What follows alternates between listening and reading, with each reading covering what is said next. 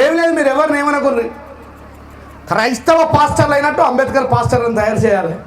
పంతులు గారు ఏం చేస్తారు? పొద్దున్న లేవగానే యానికానిచ పాపానే జన్మాంతర కృతానిచ తాని తాని వినశాంతి ప్రదక్షిణ పదే పదే పాపోహం పాప కర్మాణం పాపాత్మం పాప సంభవం పాహిమాన్ కృపాయ చ దేవ అన్యథాం శరణాం రక్షతి అంటాడు. మీకు 1000 సార్లు అయినా అర్థం కాదు. ఇదే శ్లోకం యాడని చెప్పి పోసాని 500 రూపాయలు పెట్టండి ఇసుంటావా పెట్టుడే ఏం తెలియదు మనకి. ఆయన ఒక స్వతంత్రమైనటువంటి భాషను నిర్మాణం చేసుకున్నాడు.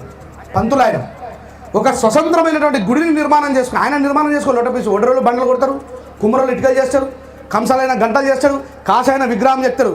వీళ్ళందరూ కష్టపడి గుడి నిర్మాణం చేసిన తర్వాత ఇవి వాళ్ళు అన్టచబుల్స్ దూరం జరుగుతుంటే నేను అత్యంత పవిత్రమైన వాడిని చెప్పి దేవుడు పూజ చేసే అధికారం నాదే అంటారు.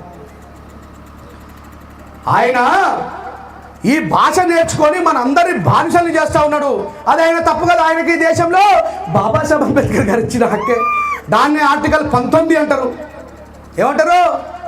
ఆర్టికల్ 19. ఈ ప్రపంచంలో మాట్లాడే అధికారం కలిగినటువంటి దేశం మన దేశం అంటే అంతకుముందు ఎవరికి మాట్లాడే అధికారం లేదు అని అర్థం.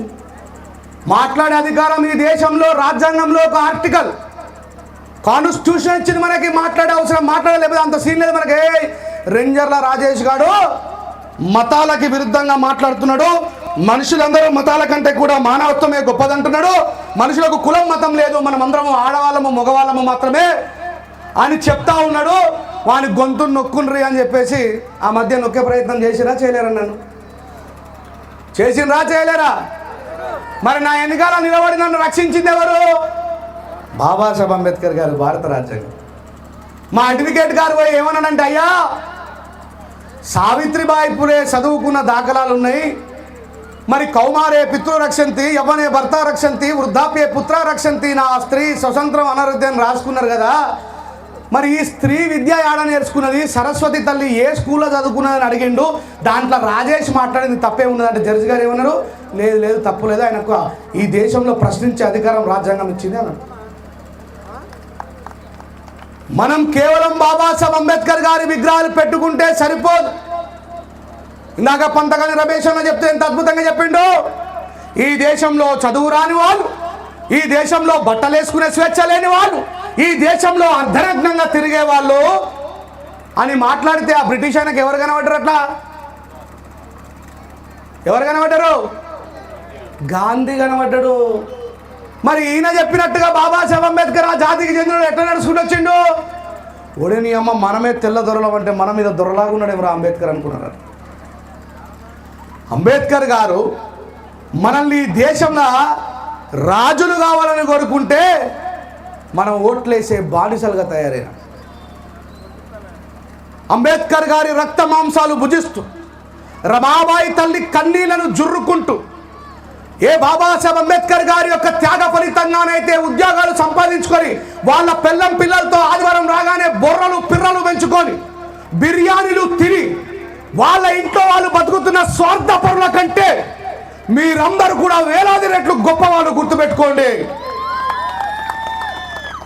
ఈ విషయం చెప్పండి. ఒరే నాయనా, నీకు ఏడుకొండల వెంకటేశ్వర స్వామి వల్ల ఉద్యోగం రాలే, నీకు ఏ యూదా బానిసల కోసమైతే సిలువనెక్కిన యేసు ప్రభు కోసం 5 సార్లు ప్రార్థన చేస్తే రాలే. నువ్వు ఎస్సీవి కాబట్టి, ఎస్సీలకు అంబేద్కర్ రిజర్వేషన్ ఇచ్చింది కాబట్టి నీకు ఉద్యోగం వచ్చింది. ఆ విషయం గుర్తుపెట్టుకోరా, సిగ్గులేనని చెప్పండి వాళ్ళకి. జగన్మోహన్ రెడ్డి గారి కోసం నువ్వు తిరిగితే రేపు నీ నడ్డి మీద ఎవడైనా తంతే ఎస్సీ అట్రాసిటీ కేసు అని పట్టుకొని వస్తే ఇట్లాంటి పంతగాని రమేష్ అన్న ముంగట్టుని నిన్ను కాపాడుతాడు తప్ప నీ జగన్మోహన్ రెడ్డో లేకపోతే నీ నారా చంద్రబాబు నాయుడు కాపాడని చెప్పి అర్థమయ్యేటట్టు చెప్పండి వాళ్ళకి. అందుకే చెప్పిన అన్ని 4 కాళ్ళ జంతువులే. సింహానికి ఎన్నుంటాయి కాళ్ళు? ఎన్నుంటాయి? పులికి ఎన్నుంటాయి? గొర్రెకి ఎన్నుంటాయి? ఆవుకి ఎన్నుంటాయి? ఎద్దుకి ఎన్నుంటాయి? దున్నకి ఎన్నుంటాయి? మరి మీరు ఆ పశువులాగా బతుకుతారా? బాబాసాహెబ్ చెప్పిన సింహాల్లాగా బతుకుతారా? గుర్తుపెట్టుకోండి మీరే. అందుకే ఇందాక అన్న పాడిన పాటలో నేనేమని రాసిన అంటే, రానుల గర్భాన రాజులే పుట్టుననే రాచరికమును కాల రాసావయ్యా. రానుల గర్భాన రాజులే పుట్టుననే దినముననే రాచరికమును కాలరాసవయ్యా. ప్రజలదే రాజ్యమనే పాలనను అందించ ఓటు హక్కును కల్పించావయ్యా. అంబేద్కర్ గారు ఓటు ఇవ్వకపోతే ఈ చిన్న చిన్న పల్లెటూరులకి పెద్ద పెద్ద కార్లు వచ్చునా? ఎలక్షన్ రేపు ఎల్లుండి దగ్గర పడుతుంటే మాంసం పొట్లాలు మీ ఇంటికి వచ్చినా, మీ చర్చిలకు వచ్చి అయ్యా మీ చర్చి డెవలప్మెంట్ కోసం మేము డబ్బులు ఇస్తామనే నాయకుడు వచ్చినా? మీరు గుడి కట్టుకోవడానికి డబ్బులు ఇస్తామనే నాయకుడు వచ్చినా? మీకు బడి కట్టిస్తామనేటువంటి నాయకుడు ఎవడన్నా కనిపించిందా? చీరలు ఇస్తాం, మాస్టర్జీ గారు ఒక పాట రాస్తారు, బర్రెలిస్తా గొర్రెలిస్తా పాడు బంజరు భూములు ఇస్తా, బ్రతుకు తెరువు గడవనీకే కార్పొరేషన్ లోను ఇస్తా, అన్నీ ఇస్తన్నా గాని అధికారం ఇస్తానన్నా, దళితన నిన్నెప్పుడన్నా చులకనగా చూసిన్నా. గొర్రెలు ఇస్తారు, బర్రెలు ఇస్తారు, కారు నడుపుకోవడానికి కార్లు ఇస్తారు, ఆటోలు నడుపుకోవడానికి ఆటోలు ఇస్తారు, కానీ రాజ్యాధికారం మనకి ఇవ్వరు. ఎందుకంటే ఒకటే ఒక కాళీశ్రీరామ్ గారు ఈ దేశంలో రాజకీయ అధికారం అంటే ఎట్లా ఉంటుందో చూపెట్టింది.